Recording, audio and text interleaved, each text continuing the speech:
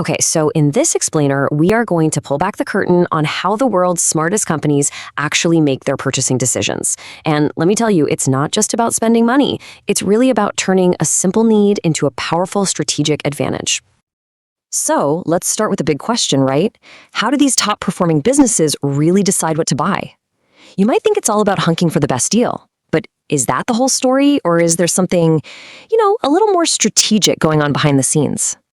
Well, the first thing you've got to understand is that for the sharpest companies, it is almost never just about the price tag. I mean, chasing the absolute lowest cost can be a real trap. The real goal is, it's something much, much deeper. At its core, it's all about solving the right problem. See, strategic purchasing isn't just a simple transaction. It's more like a form of high-stakes problem solving. But hey, to solve the right problem, you first have to understand the landscape. To get started, you have to know that not all purchases are created equal. In the business world, they pretty much fall into one of three distinct categories. And knowing which path you're on, that's the crucial first step. First up, you have the straight rebuy. Now, this is the simple, everyday stuff. Think about the pens, the paper, the ink cartridges your office is always running out of. It's a routine repurchase, super low risk, and you usually handle it through a supplier you already know and trust. Pretty straightforward, right? Then, things get a little more interesting with the modified rebuy. This is when you've bought something before, but now something's different. Maybe you're upgrading the entire company's software, or you're hiring a consultant but with a totally new brief.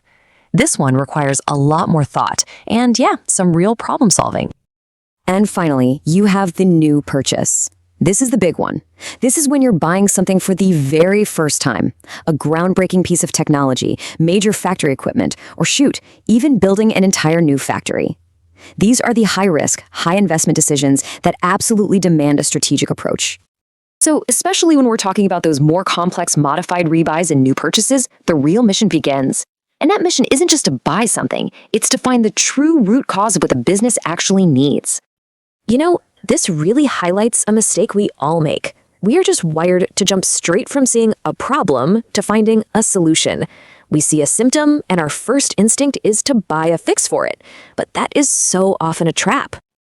A really powerful tool to avoid this trap is something called the 5 whys analysis.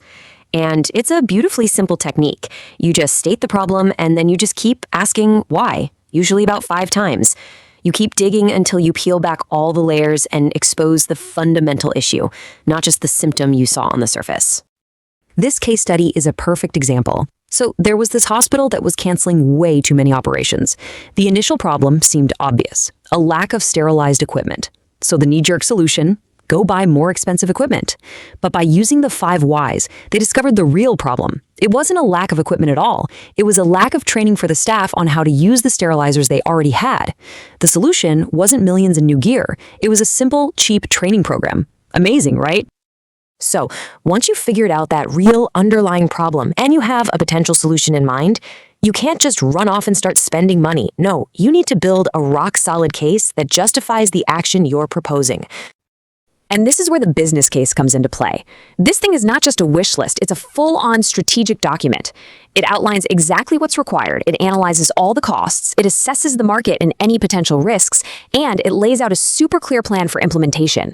It's what turns a cool idea into a credible, data-driven proposal.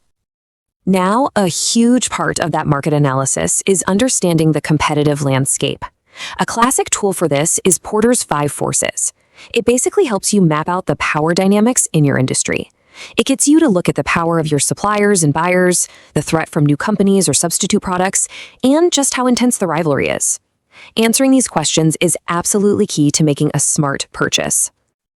All right, now for the financial part of the business case. This is where we really move beyond that initial sticker price to uncover the true cost of a purchase. First off, we need to separate direct and indirect costs. Direct costs are things that are, directly tied to making a product, like the raw materials. Indirect costs, which you might hear called overheads, are the general costs of doing business. Think rent, utilities, administrative salaries, all the stuff that isn't tied to one specific item. And we can slice this another way too, fixed versus variable costs. A fixed cost, like buying a big machine, stays the same whether you produce 1 widget or 1,000,000. But a variable cost, like the materials you need for those widgets, goes up or down depending on your output. Getting a handle on this mix is vital for financial planning. So here's the crucial point. When you put all of these cost concepts together, you get to something called whole life costing. The initial price is just one slice of the pie. Let's take an IT purchase, for example. You also have to factor in development, implementation, operating costs like maintenance, and even what it'll cost to get rid of it at the end of its life. That is the true cost. Now, when you bring all of this together, you understand the type of purchase, you find the real problem, you calculate the true whole life cost, something pretty amazing happens. Purchasing stops being just a simple expense line on a spreadsheet. It becomes a strategic tool you can use to build a real competitive advantage. So let's just recap that journey. It all starts with identifying the type of purchase. Then you use tools like the 5 whys to diagnose the real problem. From there, you build a solid, data-driven business case. And you're always looking beyond that sticker price to the complete whole life cost.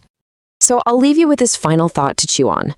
When your organization makes its next big purchase, ask yourself, is it simply spending money to fix a symptom? Or is it making a strategic investment that's designed to solve the right problem and actually power the business forward?